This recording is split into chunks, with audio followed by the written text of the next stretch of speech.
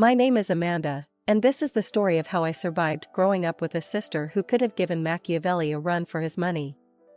I was born in a small town to ordinary working-class parents. Mom was a receptionist at a local dentist's office, and Dad worked as a mechanic. They were good people, hardworking and honest, but perhaps a bit too trusting for their own good.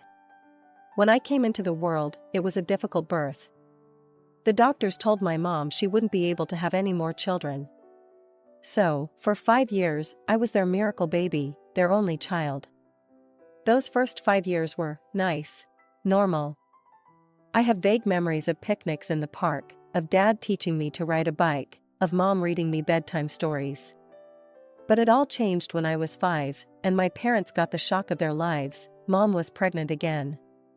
I remember the day they told me I was going to be a big sister. They were practically glowing with excitement, and I caught their enthusiasm. I imagined having a little sister to play with, to share secrets with, to be best friends with. God, I was so naive. Sarah was born when I was 5.5. From the moment she came home from the hospital, it was like a switch had been flipped. Suddenly, I wasn't the miracle child anymore. Amanda, be quiet. Your sister's sleeping. Amanda, don't touch that. It's for your sister. Amanda, why can't you be more like your sister? It started small, you know? Little things that I brushed off as normal sibling stuff. But as Sarah grew, so did her talents. I remember her 7th birthday. Mom had spent hours on this beautiful cake, covered in delicate sugar roses. It was a work of art. The guests had just arrived when we heard Mom's horrified gasp from the kitchen. The cake was ruined, the roses all but destroyed. And there was Sarah, pointing at me with an accusing finger. Amanda did it, she said, her voice trembling in a way that adults find impossible to disbelieve. I saw her.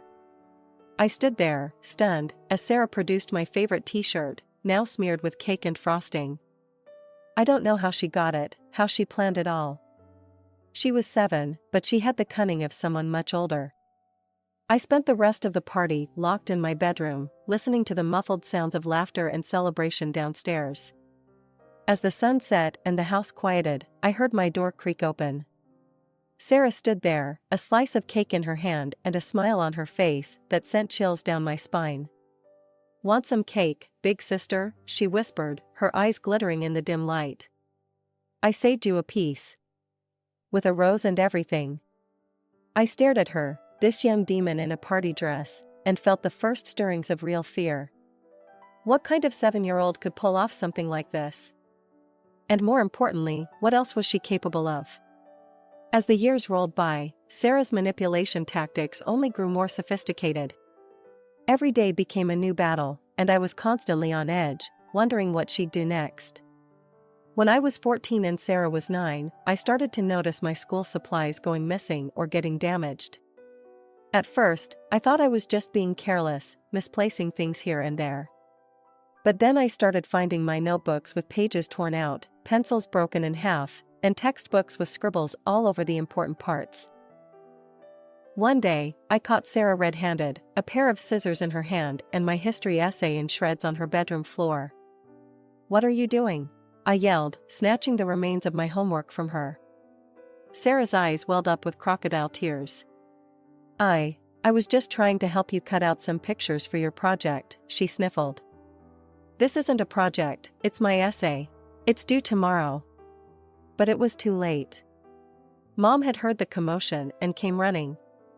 "What's going on here?" Before I could explain, Sarah burst into full-blown sobs. I was just trying to help Amanda with her homework, but she yelled at me. Mom turned to me, her face a mask of disappointment. "Amanda, how could you? Your sister was only trying to help. Apologize to your sister right now." I stood there, seething with anger and frustration. Sarah peeked at me from behind Mom's legs, a sly smile playing on her lips. "I'm sorry," I gritted out, the words tasting like ash in my mouth. That night, I had to stay up until 3 a.m. rewriting my essay. The next day at school, I could barely keep my eyes open. My teacher wasn't impressed with my sloppy handwriting and obvious fatigue. Amanda, this isn't like you, she said, frowning at my paper. Please put more effort into your schoolwork. I'd hate to have to call your parents. But of course, she did end up calling my parents. And of course, they blamed me for not being responsible enough, for not taking my studies seriously.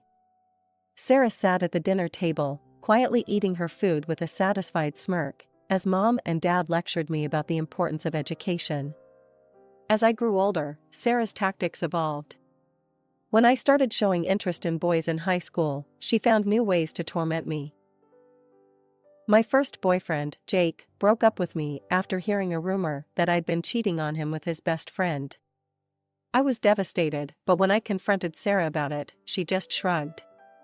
How could I have started that rumor, she said innocently. I don't even know your friends from school. But I saw the glint in her eye, the barely concealed satisfaction at my pain. She was getting better at covering her tracks, at maintaining her facade of innocence. As my high school years progressed, I became more determined than ever to secure my escape. I poured all my energy into a special project that I hoped would be my ticket to a prestigious college far away from Sarah's clutches. But I knew better than to let my guard down, even for a moment. My friend Melissa was the only person I truly trusted. We'd been close since elementary school, and she was well aware of Sarah's true nature. I need you to keep something for me, I told her one afternoon as we sat in her room. I pulled out a thick folder from my backpack. This is my project for the university grant competition. If I win, I get a full ride to Westfield College. Wow, that's amazing, Melissa exclaimed, then her face fell slightly. But, why are you giving it to me? I took a deep breath.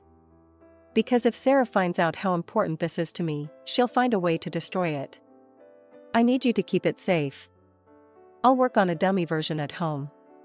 Melissa's eyes widened in understanding. Clever, she said, taking the folder and locking it in her desk drawer. Don't worry, I'll guard it with my life. For weeks, I worked on 2 versions of the project, the real one, safely tucked away at Melissa's house, and a decoy version at home. I made sure to leave the decoy version conspicuously on my desk, knowing Sarah wouldn't be able to resist snooping. The day before the submission deadline, it happened. I was in the kitchen when I heard Sarah's sickeningly sweet voice. Oh no, Amanda, I'm so sorry. I rushed to the living room to find Sarah standing over my desk, a glass of orange juice appended over my decoy project. Papers were soaked, ink running in streaks across the pages.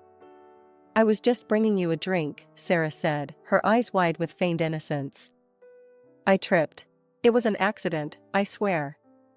Our parents came running at the commotion. Mom gasped at the sight of the ruined papers. Oh, Amanda, she sighed. You should be more careful about where you leave important things. I saw the glint of triumph in Sarah's eyes, the slight upturn of her lips as she waited for my reaction. But this time I was ready. I smiled. The look of confusion on Sarah's face was almost comical. It's okay, I said calmly. That was just a backup copy. I already submitted the real project last week. The triumph in Sarah's eyes flickered and died, replaced by a flash of anger so quick I almost missed it. Our parents, oblivious as always, praised me for my foresight. A few weeks later, the results of the competition were announced. I'd won the grant, a full scholarship to Westfield College, 3 states away. As I read the acceptance letter, tears of joy and relief streamed down my face. I was getting out. I was finally escaping. But my moment of triumph was short-lived. As I packed my bags for college, I overheard my parents talking in hushed tones. It's a shame, Mom was saying. I wish Sarah had gotten an opportunity like this. She deserves it more. I know, Dad agreed. Amanda's smart, but Sarah, she's special. She could really go places with a chance like that. Their words stung, but I was past caring. In a few days, I'd be gone, starting a new life far away from Sarah's manipulations and my parents' blind favoritism. The next few years were like a breath of fresh air. At Westfield College, I thrived. I made genuine friends, excelled in my studies, and even started to heal from the emotional trauma of my childhood. I majored in finance, discovering a talent for numbers and analysis that I never knew I had. Whatever the reason, I graduated at the top of my class and landed a job at a prestigious financial firm in the city. Life was good. I had my own apartment, a job I loved, and a sense of peace I'd never known before.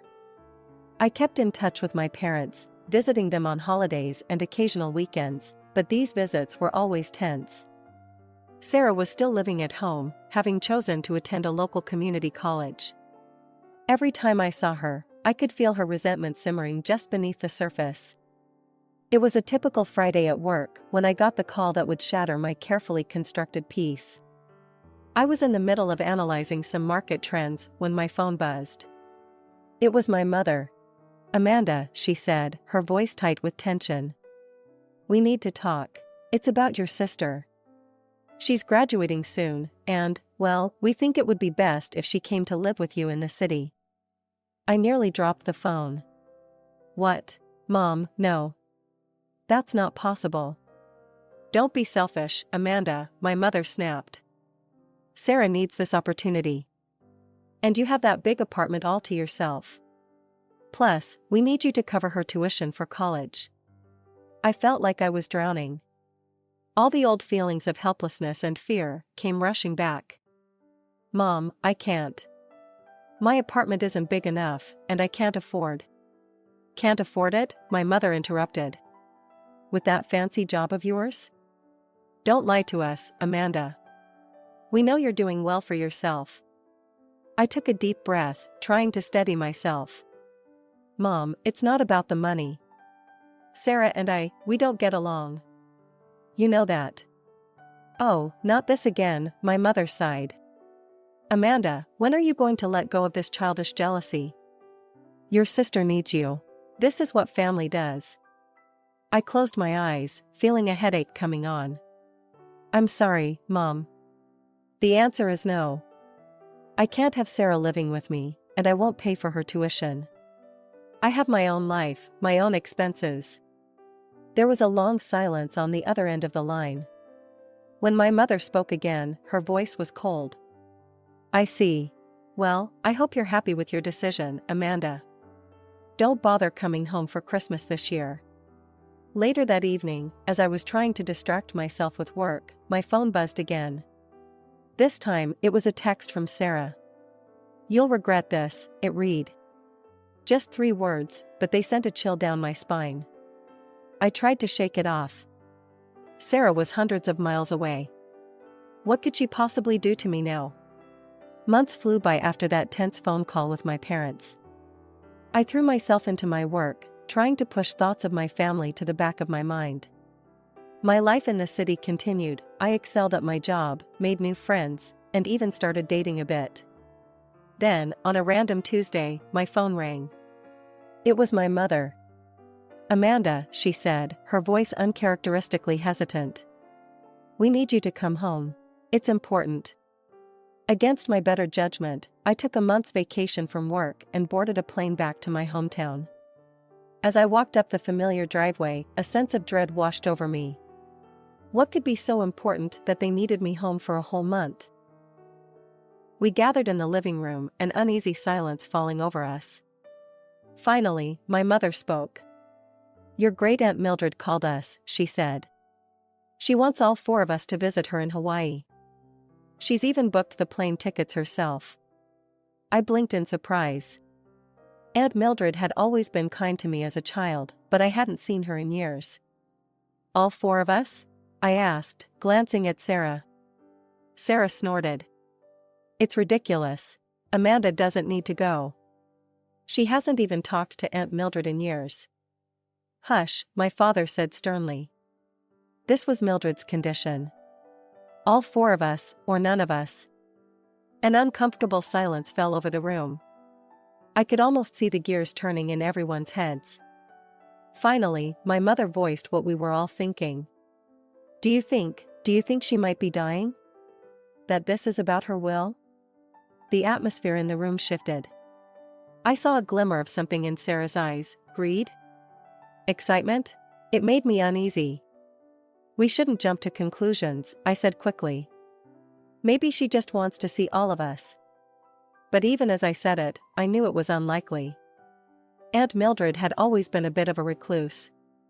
For her to suddenly want a family reunion in Hawaii, it had to be something big.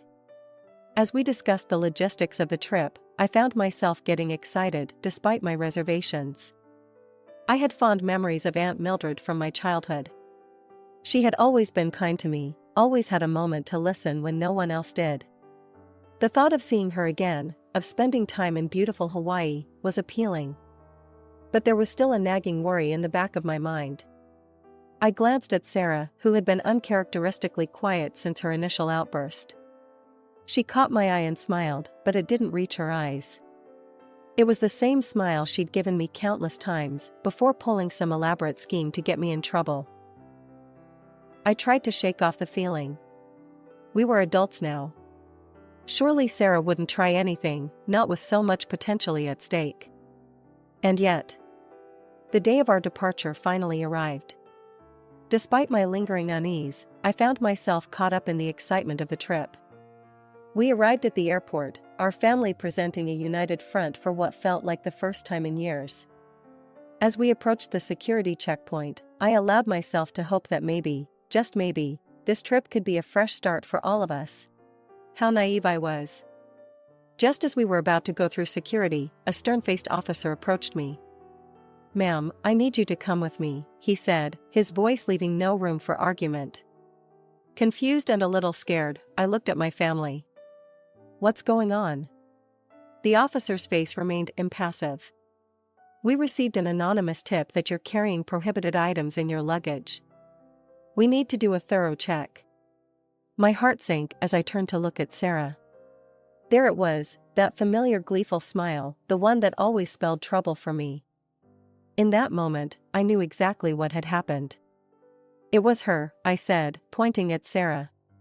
"She sent that message. She's trying to sabotage me." My parents' faces clouded over with anger, but to my shock, it was directed at me. "Amanda," my mother hissed. "How dare you accuse your sister like that? Again with this nonsense?" But, I tried to protest, but my father cut me off. "Enough, Amanda. Go with the officer. We'll sort this out." Just then, an announcement echoed through the terminal, "Final boarding call for Flight 372 to Honolulu." My parents exchanged a look of panic. "That's our flight," my mother said. "Please," I begged, my voice cracking. "Wait for me. I'll sort this out quickly, I promise." But my pleas fell on deaf ears. My father shook his head, not meeting my eyes. "We can't miss this flight, Amanda. You know how important this is." "We'll see you in Hawaii," my mother added, already turning away. I watched in disbelief as my parents walked away, not even glancing back. Only Sarah looked back, her triumphant smile cutting me to the core. Then she too disappeared into the crowd, leaving me alone with the security officer. The next few hours were a blur of invasive searches and endless questions. They went through every item in my luggage, every pocket of my clothing. I had to wait for a female officer to be available for a pat-down. By the time they finally concluded that I wasn't carrying anything illegal, my family's plane was long gone. As I sat in the now quiet airport, I faced a choice. I could book a flight for the next day, join my family in Hawaii, and try to salvage this disaster of a trip. Or, I looked at the departure board. There was a flight leaving for my city in an hour. Back to my job, my friends, my life. Away from the drama and pain that seemed to follow my family wherever they went. In that moment, I made my decision. I walked up to the ticket counter and bought a one-way ticket home.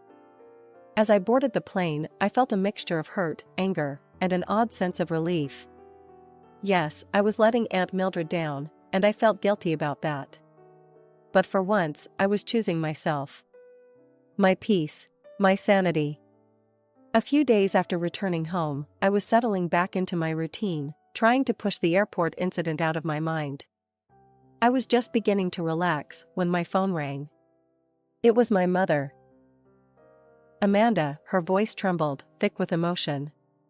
My heart raced, sensing something was terribly wrong. Your sister. Sarah's been arrested. The world seemed to tilt on its axis. Arrested? What for? My mother's story came out in a rush of words, each one more shocking than the last. They had arrived at Aunt Mildred's house in Hawaii, only to find her furious that I wasn't there. She refused to discuss her will without all four of us present, Mom explained. We had to stay at her house while we tried to figure out what to do. I felt a pang of guilt, quickly overshadowed by my mother's next words. Then it happened. Your aunt, she almost fell down the stairs. She could have broken her neck, Amanda. What? Is she okay? I asked, concerned for the aunt I remembered so fondly. She's fine, thank goodness. But Amanda, it wasn't an accident. It was Sarah. She pushed her. I felt the blood drain from my face. How do you know? There were cameras. Hidden all over the house. They caught everything. The pieces started falling into place. The anonymous tip at the airport, Sarah's triumphant smile, it had all been part of her plan. A plan that had backfired spectacularly. Aunt Mildred called the police, my mother continued, her voice breaking. When they came to arrest Sarah, she lost it. Started screaming about how she just wanted the money, how she'd been waiting for years for this opportunity. I listened in stunned silence as my mother recounted Sarah's meltdown. How she'd screamed that she hated our parents, that she was just waiting for them to die so she could inherit everything. We were blind, Amanda, my mother sobbed. How could we not have seen it? How could we have been so wrong about her? As I listened to my mother's broken words, a whirlwind of emotions swept through me. Shock at Sarah's actions. Vindication that her true nature had finally been revealed. Sadness for my parents, whose world had just been shattered. And buried beneath it all, a tiny, shameful spark of satisfaction that they finally understood what I'd been trying to tell them for years. As we ended the call, I sat in silence, trying to wrap my head around everything that had happened. The sister I'd grown up with, who I'd always known was manipulative, had crossed a line I never thought possible. She'd tried to seriously harm our great-aunt, all for the chance at an inheritance. When I arrived at my childhood home, the atmosphere was completely different from my last visit. Gone was the tension and unspoken resentment. Instead, I found my parents looking older, more vulnerable, but also more open than I'd ever seen them. Amanda, my mother said, her voice thick with emotion as she embraced me. We're so sorry. We've been blind for so long. My father, a man never comfortable with emotional displays, simply placed a hand on my shoulder. We should have listened to you, he said gruffly. Can you forgive us? It was a moment I'd dreamed of for years, but now that it was here, I found myself overwhelmed. Of course, I managed to say, tears welling up in my eyes. Of course I forgive you. We spent hours talking, really talking, for what felt like the first time in years. They shared their shock at Sarah's actions, their guilt over dismissing my concerns for so long, and their fear for the future. I listened, offering support and finally feeling heard. But our fragile peace was soon shattered. We received word that Aunt Mildred had withdrawn her statement to the police, and Sarah was being released. The news hit us like a physical blow. She can't come back here, my father said, his voice firm. We can't trust her anymore. What followed was a painful but necessary process. My parents, with my support, filed for Sarah's eviction. They presented the court with evidence of her threats in Hawaii, her actions towards Aunt Mildred, along with a history of manipulative behavior. The court ruled in our favor. Sarah was to be evicted from the family home. When she came, my parents didn't even let her in the house. They left her belongings on the porch, a final, symbolic separation. Sarah's response was predictably spiteful. As she drove away, presumably out of our lives for good, she left one last parting shot, a string of vicious curses spray-painted on the side of the house. It was childish, petty, and so typically Sarah that it almost made me laugh. Almost. Then, out of the blue, I received a call from Aunt Mildred. "Amanda, dear," she said, her voice warm despite everything that had happened. "I think it's time you came to visit me in Hawaii. Just you this time." I was hesitant at first, but something in her voice convinced me. A week later, I found myself on a plane to Hawaii, unsure of what to expect. Aunt Mildred's house was beautiful, perched on a cliff overlooking the ocean. She greeted me with a warm hug, looking far more spry than I'd imagined given recent events. "I'm so glad you're here," she said, leading me into her study. "There's something I need to show you." She pulled out a document, her will. As I scanned the pages, my eyes widened in shock. Aunt Mildred had left everything, her house, her investments, everything, to me. "But, why?" I stammered, looking up at her in disbelief. Aunt Mildred smiled, a twinkle in her eye. "Because, my dear, you're the only one who never came here looking for a handout. You're the only one who saw me as family, not as a potential windfall." More than the inheritance itself, what touched me was the recognition. After years of being overlooked and dismissed, someone had seen my true worth.